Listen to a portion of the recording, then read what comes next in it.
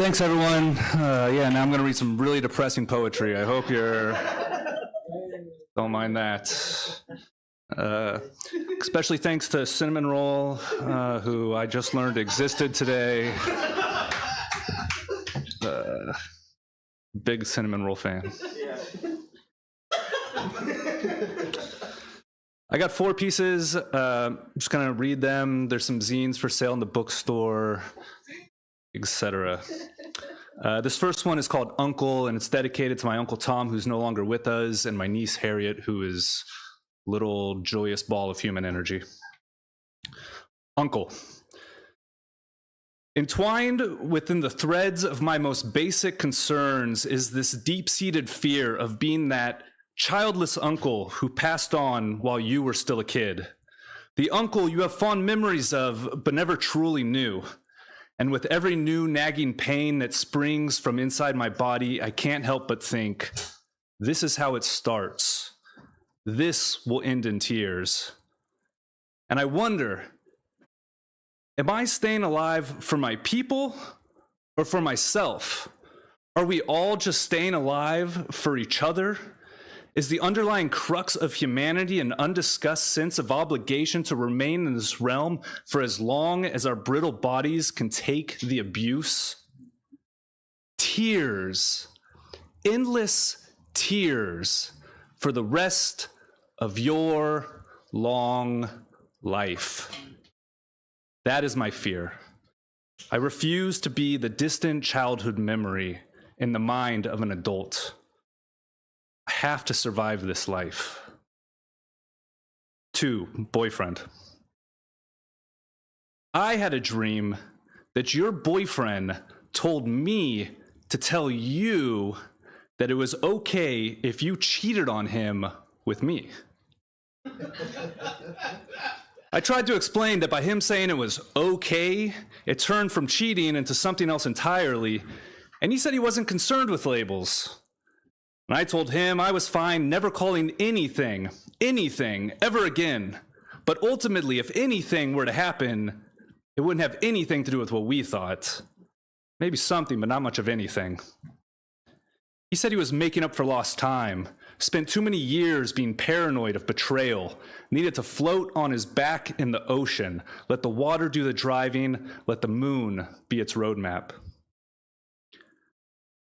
I had a dream that your boyfriend told me to tell you that he met someone else, that he's gay, that he's finally come into who he is.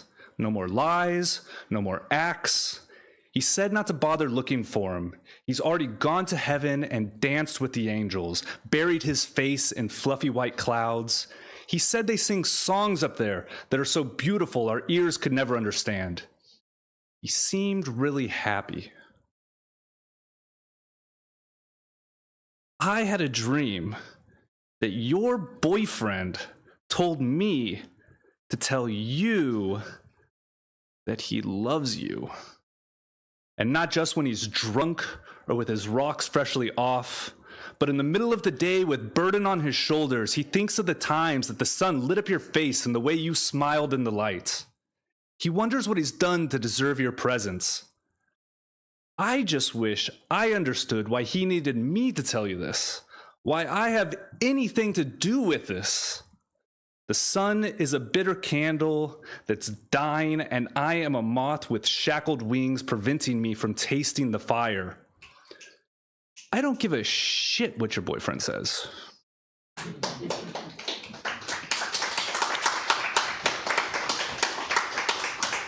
3, pile of bones. My regrets lay in the form of a pile of bones in the most wounded corner of my heart's least likely place to ever find anything remotely warm or fuzzy.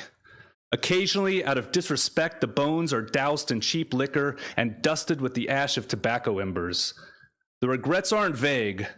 The memories aren't symbolic. The names most certainly haven't been changed to protect anyone's identity.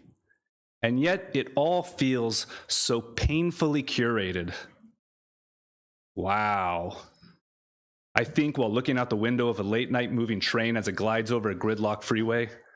I have rewritten myself so many times, the actual truth could potentially destroy me. Tonight, the train is full, and in it you will find the destitute and the comfortable, the lucid and the incoherent, the poets and the patriots. And I have to wonder what level of delusion each writer is currently operating under. What heroic dose of bullshit got them out of bed and onto this train, shrouded in self-induced amnesic bliss that's both protective and equally stifling. And then, with every passing dishonest year, another bone is added to the pile. The chaotic laughter of your memories will echo off the walls as the seeping wounds leak an unrecognizable fluid, and you see it now. You see it for what it is. Bones on bones on bones. Another cheap attempt to keep score. But why bother with the count when you can just move on?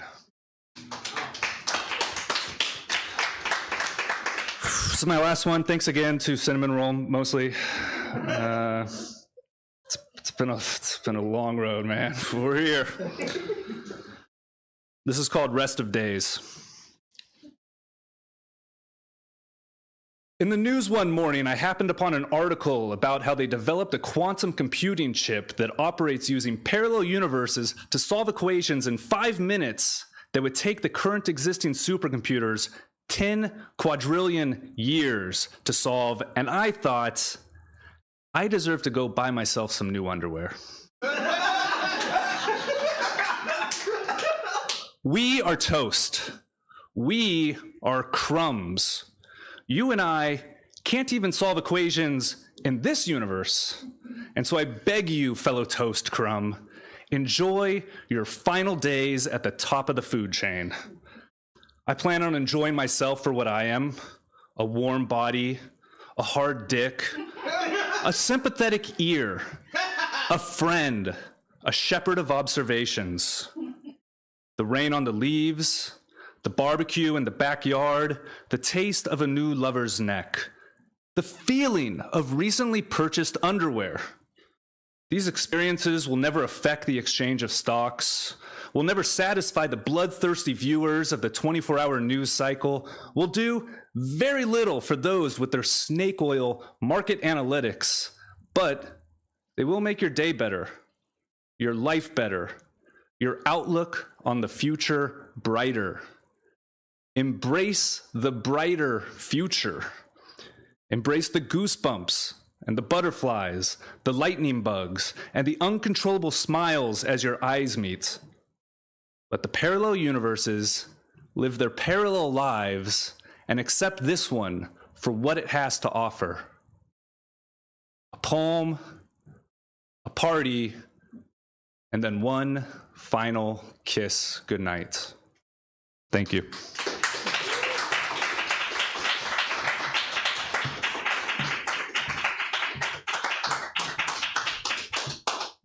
That last poem wasn't really all that depressing. It was more optimistic to me, but no, it's okay. No, that is wonderful. No, really, thank you so much. Yeah. It's okay. Can someone grab me a Modelo? Yes. Yeah, no, I'm serious. Thank you. That's a power move. No, and I'm not trying to be like. That's the poem. No. No, it's because I got a request from a birthday person to for me to read, and normally when I host a lot of things, whether it's for my magazine or not or whatever, I normally don't read. I really don't. But I was requested to read, so I'm gonna do that. A birthday person? Yeah. Gotta fulfill the birthday. Yeah. Oh, fulfill? Oh yeah. Mm-hmm. But oh yeah, I'm waiting for that Modelo. But I will say, thank you so much, Duncan. Appreciate it. Yeah. And by the way, check out his poem on Mobile Data Mag, and he just came out with a zine. Yeah. So. Yeah. Mm-hmm. So Zizix is coming out with a